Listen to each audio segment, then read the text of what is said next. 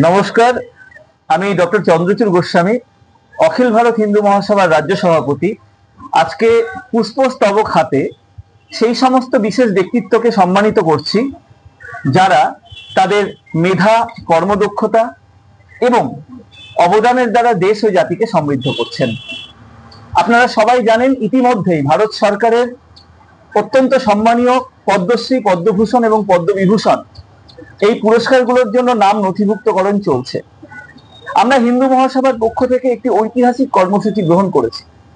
আমরা সিদ্ধান্ত নিয়েছি সেই সমস্ত মেঘে ঢাকা তারা, সেই সমস্ত নাম না জানা পাখি যাদের কর্মদক্ষতা, মেধা উপযুক্ত কানেকশনের অভাবে সঠিক স্থানে পৌঁছতে পারে না, আমরা সিদ্ধান্ত নিয়েছি আমাদের মঞ্চের পক্ষ থেকে তাদের নাম যথার্থ স্থানে আমরা পৌঁছে দেব।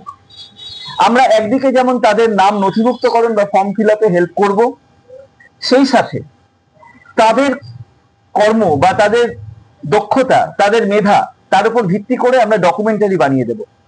প্রেস ক্লাবে প্রেস মিট করে আমরা একদিকে যেমন সারা পৃথিবীর কাছে তাদের অ্যাচিভমেন্ট পৌঁছে দেব, আবার অ্যাট দ্য সেম টাইম আমরা ভারতবর্ষের মাননীয় প্রধানমন্ত্রী নরেন্দ্র মোদীজি, মাননীয় রাষ্ট্রপতি দ্রৌপদী মুর্মুজি, বাংলার মাননীয় মুখ্যমন্ত্রী মমতা দেবী এবং রাজ্যপাল মাননীয় সিভি আনন্দ বোসজি, তাদের প্রত্যেকের কাছে আমরা তাদের নাম, তাদের দক্ষতা, তাদের এক্সিলেন্স, তাদের অ্যাচিভমেন্টস আমরা পৌঁছে দেব।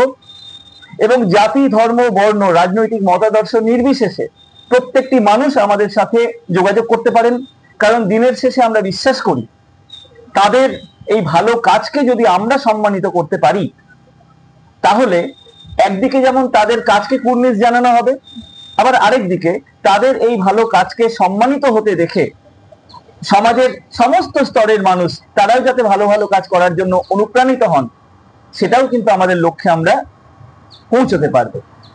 আপনারা সবাই আমাদের সাথে থাকুন, পাশে থাকুন। জয় হিন্দ, জয় ভারত।